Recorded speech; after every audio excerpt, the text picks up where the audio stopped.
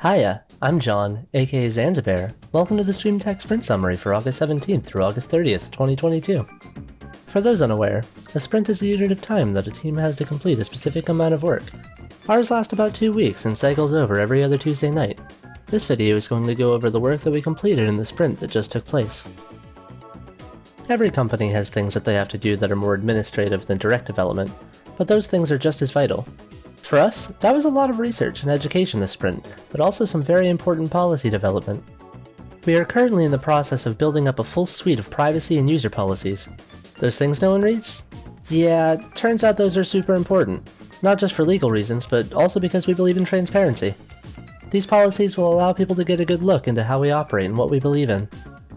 On the research side of things, we have been dedicating a lot of time looking into things that will allow for simplifying our development process. Awesome things like open API code generation. We've also been digging into the Twitch API to determine how to move forward with tracking certain events. As for education, we're always working to learn new things, but recently, we've been training up on front-end development and specifically CSS to prepare for the front-end work that Gacha Alerts is going to require, and to try to deliver the best user experience we can.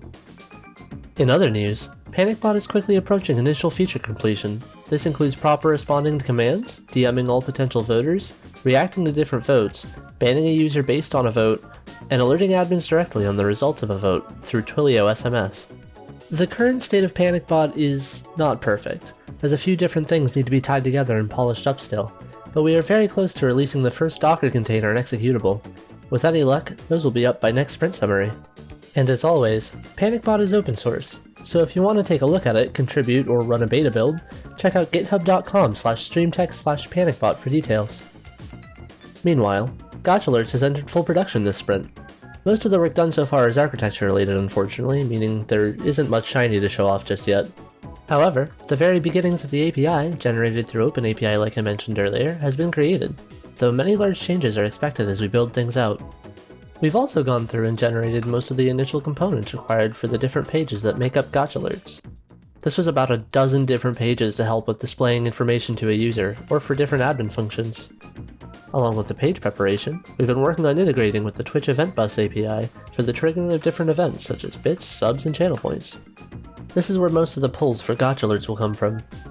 Our goal is to have a system where anyone can create their own universe of characters, so preparing for that is very important and makes things a bit more complex. But we have a design for it. Hopefully next sprint, we will have a first look at some of these pages ready. Turboencabulator is one of those things in the background that doesn't sound like much, but has a huge impact. It's actually the system that Streemtech uses for user and account management. Turboencabulator lets users of Streemtech force multiply by having several different accounts with API access across many different services like Discord and Twitch. Turboencabulator operates through a neat thing called dual sign-in.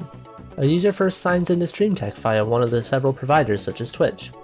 This registers a Streemtech account to an email. Then, they are able to sign in again to other accounts, via even more providers, granting API access to Streemtech with those accounts. Unfortunately, this ends up a bit redundant for users who only want to authenticate against a subscriber-only poll, for example. For both initial account sign-in and for API access granting, you have to prove via email that you own the account. This process has simplified this sprint. In the case that the API account matches an account that the user has used to log in, Turboencabulator will automatically approve that account for API access. We also took quite a bit of time to restructure the API of Turboencabulator using the new OpenAPI code generation as mentioned previously. This generation has vastly simplified both our development and our resulting code.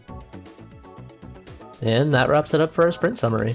As a reminder, if you're looking for a way to create polls live on stream or otherwise, be sure to visit streamtech/poll/create. My name is John, thank you for watching, and as we like to say here at Streemtech, stay crazy, stay curious.